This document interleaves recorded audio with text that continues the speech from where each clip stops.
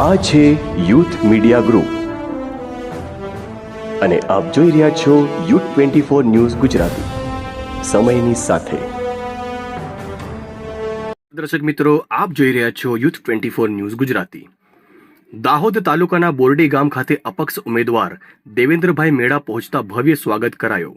દાહોદ લોકસભા મત વિસ્તારમાં એક તરફ કોંગ્રેસ અને આમ આદમી પાર્ટી ગઠબંધનમાં જોરશોરથી પ્રચાર કરી રહી છે, તો બીજી તરફ ભારતીય જનતા પાર્ટી પણ પોતાના પ્રચારમાં જોરશોરથી કામ કરી રહી છે।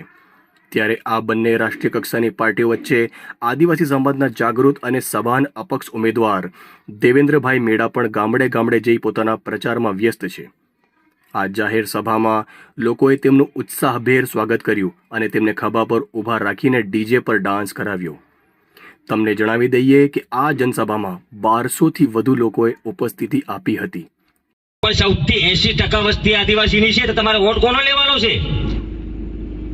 તમે આદિવાસીનું સારું કામ કરો, સાચું કામ કરો, એમને ધંધો રોજગારી આપો, તમને વોટ મળવાના જ છે। એમને ધંધા રોજગારી આપે, માન લો કે શિક્ષણ આપે, તમને શિક્ષણ આપે કે અહીંયા પાણી આપે, અહીંયાથી પાણી જો સૌરાષ્ટ્ર સુધી પહોંચતું હોય તો એ દાહોદમાં પાણી આપે તો આપણે બધા ખેતી કરતા થઈ જઈએ। આજે અહીંયા પાણી બી હોય, અહીંયા ખેતી કરેલી હોય તો આપણે મીટિંગ પણ નહીં કરી શકતા। અહીંયા આપણે ખેતી કરતા થઈ જઈએ તો આ લોકોની મોટા મોટા નેતાઓની ઉદ્યોગોની બિલ્ડિંગો કોણ બનાવે? એટલે આ લોકો આપણને પાણી નહીં આપતા। અમારે અહીંયા આવવાનું સૌથી મોટું કારણ આપણા સમાજ પર બહુ શોષણ થાય છે।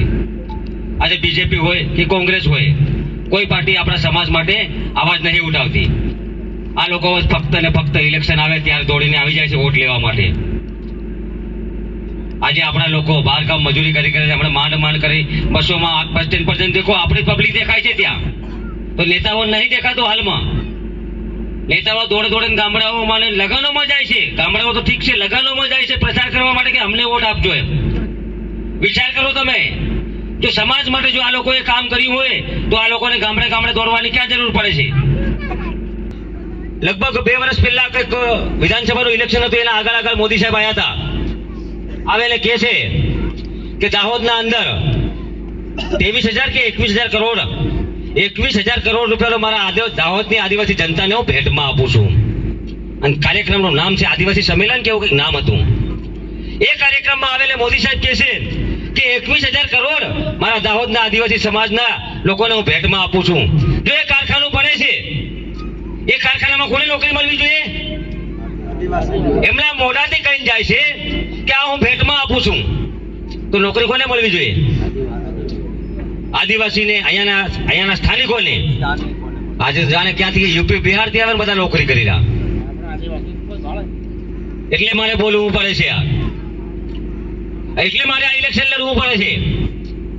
જો હું ઇલેક્શન નહોતો લડતો તો હું તમારા સુધી થોડી આવવાનો હતો, અને તમે પણ આવી મોટી સંખ્યામાં ભેગા નહીં થતા।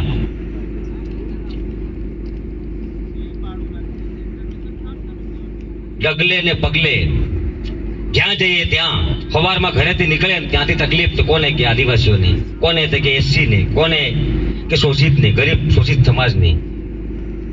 આ લોકો તો મોટી મોટી એસી વાળી ગાડીઓ લઈને મસ્તીથી ફરી રહે, એમને કોઈ ફરક પડવાનો? અમુક લોકોને અહીંયા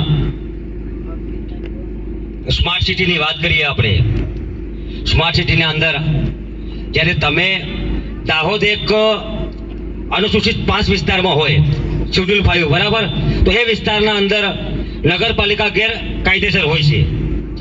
તો એ સિટીના અંદર હવે એમ કે નગરપાલિકા છે, ચાલો નગરપાલિકા છે આપણે સમજ્યા, હવે નગરપાલિકાને એમ કે સ્માર્ટ સિટી બનાવીએ। હવે સ્માર્ટ સિટી બનાવે એટલે ત્યાં કોણ પણ છે? ધારાસભ્ય રહેશે કે શું રહેશે? સ્માર્ટ સિટી બને એટલે ત્યાં મેયર પણ છે, બરાબર। જ્યારે આજુબાજુ હમણાં આજે આપણે એસટી અનામત સીટથી આપણે લડીએ છીએ, એ જનરલ થઈ જશે।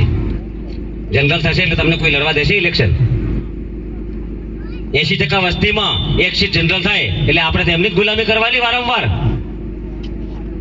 કોઈ સમજવા તૈયાર નથી।